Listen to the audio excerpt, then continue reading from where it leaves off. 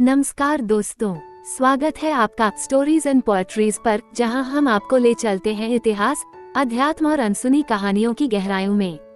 आज हम सुनेंगे एक ऐसी दिव्य कहानी जिसने मानव सभ्यता को दिशा दी, जिसने इंसान को सभ्य बनना सिखाया। ये है भगवान ऋषभदेव, पहले तीर्थंकर की अविश्वसनीय जीवन गाथा। तो चलिए समय के पर्दे को हटाते हैं और चलते हैं उस युग में जब धरती पर धर्म, ज्ञान और करुणा का प्रथम दीप जला था।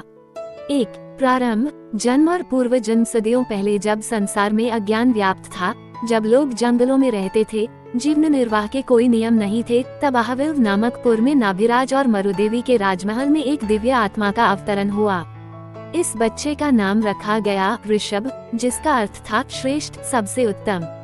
कहा गया कि उनके जन्म के समय आकाश से पुष्प वृष्टि हुई, देवताओं ने स्वर्ग से वाद्य बजाए। यह कोई साधारण जन्म नहीं था, यह आत्मा असंख्य जन्मों की साधना के बाद मोक्ष मार्ग पर पहला कदम रखने आई थी। मरुदेवी ने स्वप्न में 14 शुभ चिन्ह देखे थे: सिंह, चक्र, कमल, स्वर्ण कलश, सूर्य, चंद्रमा और देवांगनाएं। ये सब बताते थे कि यह बालक महान होगा, जो एक नया धर्म स्थापित करेगा। 3 राजपुत्र ऋषभ का युवावस्था और प्रशासन ऋषभदेव बड़े हुए तो उनमें अद्भुत ज्ञान और करुणा दिखाई देने लगी। नाभिराज ने राज्य उन्हें सौंपने का विचार किया, क्योंकि वे न्यायप्रिय, विचारशील और विज्ञान में निपुण थे। तब का युग आदि पुरुष युग, निरक्षरता और अराजकता का समय था।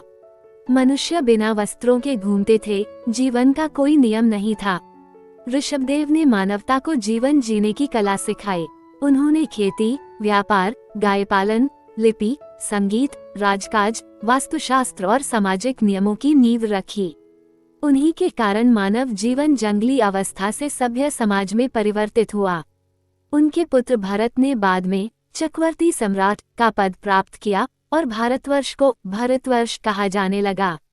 4 ऋषभदेव का पारिवारिक जीवन। ऋषभदेव ने यशस्विनी और सुनंदा नाम की 2 रानियों से विवाह किया। उनके कुल में 100 पुत्र और अनेक पुत्रियां थीं। भरत और बाहुबली जैसे पुत्र वीर और न्यायप्रिय हुए। उनकी पुत्री ब्राह्मी से लिपि और भाषा का ज्ञान फैला, जबकि सुंदरी ने गणित और अंकगणना की कला सिखाई। इन दोनों कन्याओं के कारण ऋषभदेव को आदम सभ्यता का पिता भी कहा जाता है, क्योंकि सारी कला और संस्कृति उन्हीं से उत्पन्न हुई। 5 वैराग्य की ओर यात्रा। कई वर्षों बाद जब उन्होंने देखा कि उनके सभी कार्य पूर्ण हो चुके हैं, समाज स्थिर, राज्य समृद्ध, संतानी योग्य, तब एक दिन उन्होंने आकाश से दिव्य घोष सुनी: हे ऋषभ, अब तुम्हारा कार्य समाप्त हुआ। अब तुम जो शाश्वत है उसकी साधना करो। राजा ऋषभदेव ने उसी क्षण सब कुछ त्यागने का निर्णय लिया। उन्होंने राज्य, परिवार, गहने, वस्त्र सब त्याग दिए और कह दिया, अब मैं केवल आत्मा के ज्ञान को प्राप्त करना चाहता हूँ। ये था मोक्ष मार्ग की ओर उनका पहला कदम। मरुदेवी माता उनके साथ कुछ दूर तक चली। एक पर्वत पर जाकर उन्होंने भी साधना करते हुए देह त्याग दी। उस पर्वत का नाम बाद में सिद्धाश्रम पड़ा।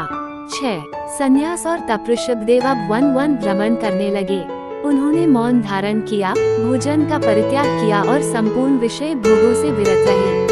कहते हैं 12 महीने तक उन्होंने एक कण भी ग्रहण नहीं किया और अंततः एक दिन इक्षुरस कन्या का रस से आहार लिया। तभी से जैन धर्म में आहार दान की परंपरा पवित्र मानी जाती है।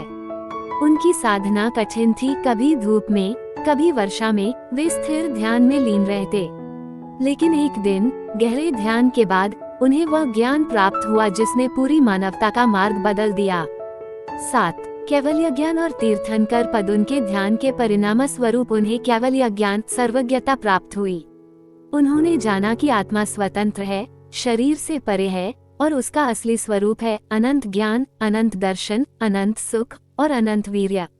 यही वह क्षण था जब वे पहले तीर्थंकर बने। उन्होंने लोगों को बताया कि मुक्ति किसी बाहरी देवता से नहीं, बल्कि आत्मा साक्षात्कार से संभव है। उन्होंने अहिंसा, सत्य, अस्तेय, ब्रह्मचर्य और अपरिग्रह ये 5 व्रत स्थापित किए, जो बाद में जैन धर्म की आधारशिला बने।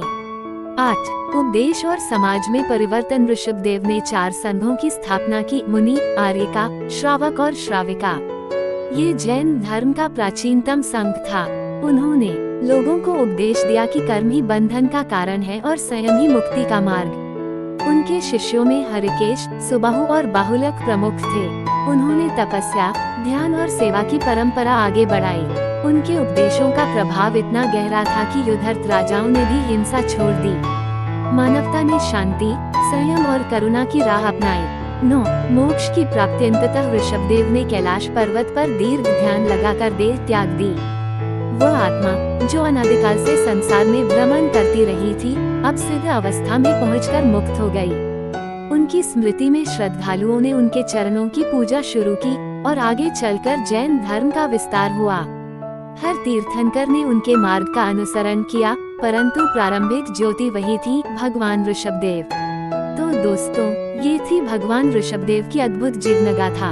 एक ऐसे महापुरुष की कहानी जिन्होंने हमें सभ्यता दी, धर्म का मार्ग दिखाया और आत्मा की शक्ति को समझाया। अगर आपको ये कहानी प्रेरणादायक लगी हो तो वीडियो को लाइक कीजिए, चैनल को सब्सक्राइब कीजिए और कमेंट में लिखिए जय ऋषभदेव। अगली बार मिलते हैं एक और ऐतिहासिक और आध्यात्मिक कथा के साथ। धन्यवाद।